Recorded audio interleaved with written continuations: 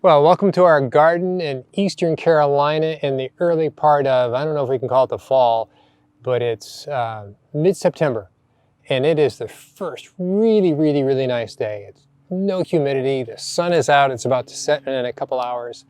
And I wanted to cover a couple things, but it's just a splendid day to be outside, really is. Here's our garden. We've had certain successes and certain failures, and I'll get to that later.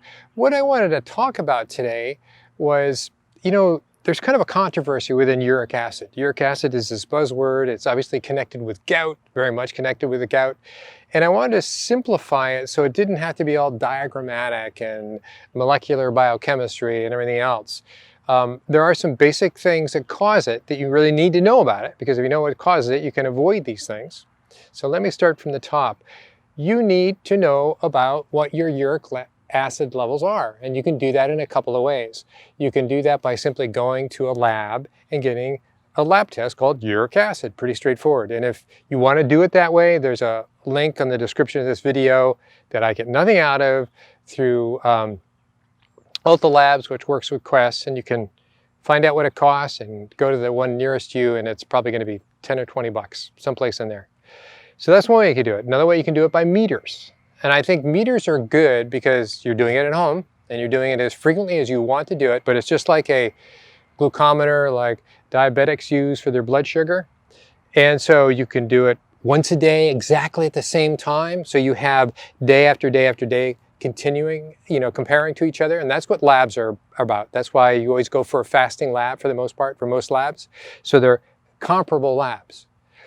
But the reason the meter I think is better is because you get to learn about yourself, not just what is my uric acid when I'm fasting, relative to glucose, relative to cholesterol, relative to ketones. All those are good.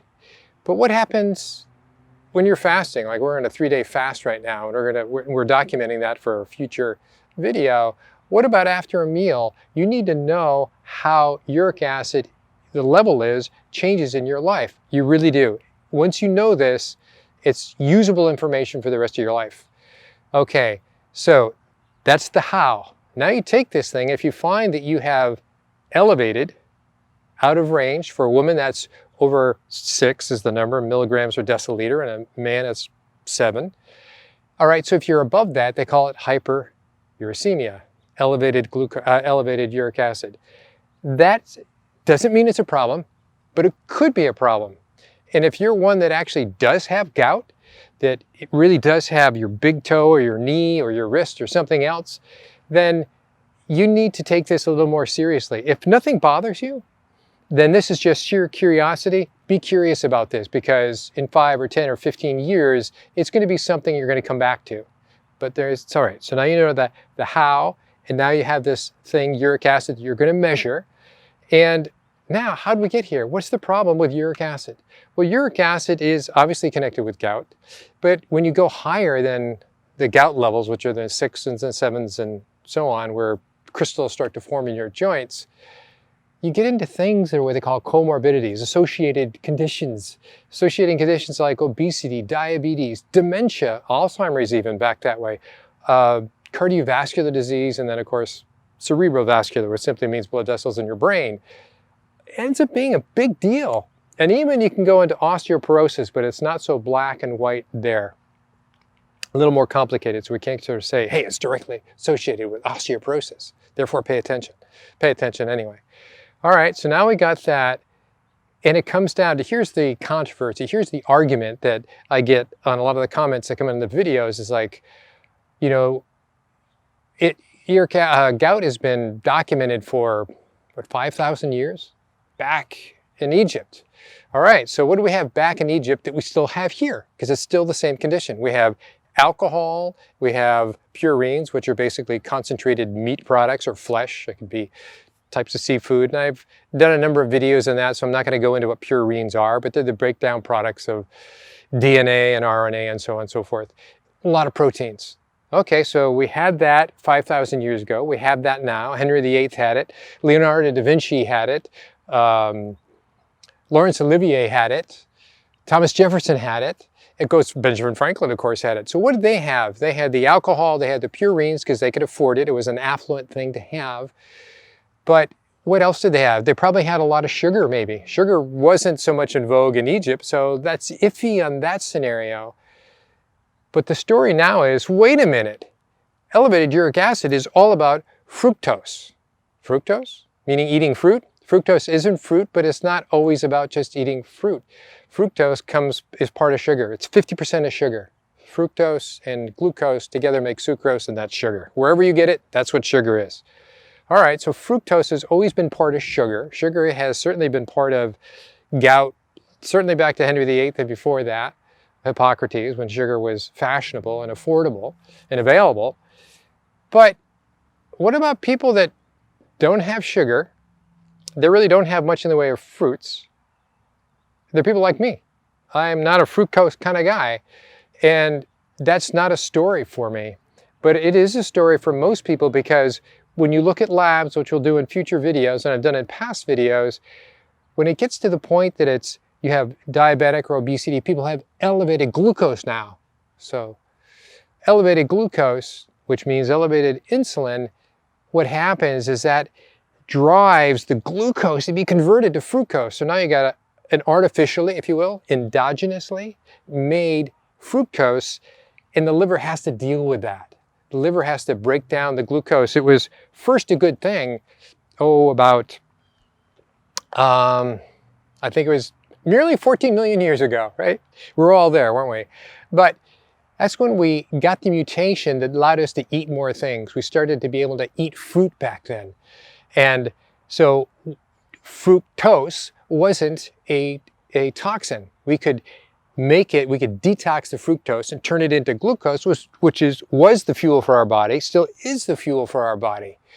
But what has happened in that is that when people now have a little fructose from either they're eating fruit, which is really not that much for most fruits, and there's exceptions, of course, and they have sugar in their diet, processed foods a lot, they now have a lot of fructose that comes in directly, and fructose that the body is trying to get down the glucose. And they get to a point that the insulin, which gets down the glucose, isn't working anymore. So they call that hyperinsulinemia or glucose intolerance, insulin resistance. And so things aren't working. So now the glucose still has to be gotten rid of. It gets converted into fructose. So now you got this fructose source, and you have the fructose that we're eating. And when you have that combination, that cranks up your uric acid. And guess what? Uric acid now fast forward the conversion of glucose to fructose. So now that whole fructose story, or hyperinsulinemia, or it would be hyperglucose, but it will be eventually when you lose control of the insulin. The insulin can't control the glucose anymore. That is a story.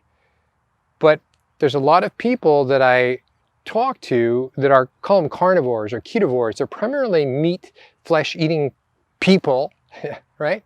Like myself. We obviously have a garden, so it's mostly spices and so on. But it's mostly meat that we eat. Meat, fish, chicken, poultry, whatever else we can get our hands on, kind of thing. Okay, so fructose is not part of that story. We don't have sugar in our diet, nor have we had it probably for a decade or so.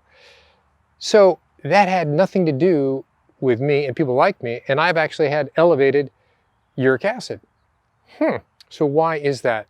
Well, you have to look at the big categories. One category clearly is about purines. It's about having a lot. So when I voluntarily went into a diet that had more purines, that was something I had to be careful about. What are the other things? Alcohol is another thing.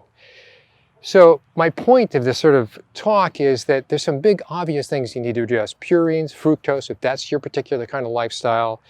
Alcohol for sure. Some people are more sensitive to it than others. I've covered that in other videos. But those are the big top three. So what do you do about it? What are things that you can do that are kind of make common sense and have kind of existed, call it for 1 million years? That would be your fish oils, to make sure you have a really good omega-3 to 6 ratio, right? So that would be ideally 1 to 1 to 2 to 1. That's 3 to 6. And you can get a lab test for that too, and the same thing. And a lot of people have. Okay, what else can you do? You can do vitamin C. Vitamin C encourages the excretion, if you will, of uric acid. So that's a good thing. Vitamin C's always been around. It's about fruit, by the way, too, isn't it? So when you start there, and then that's kind of the basis of it. Certain special things you have to look for that are a problem, potentially, are what they call the alcohol sugars.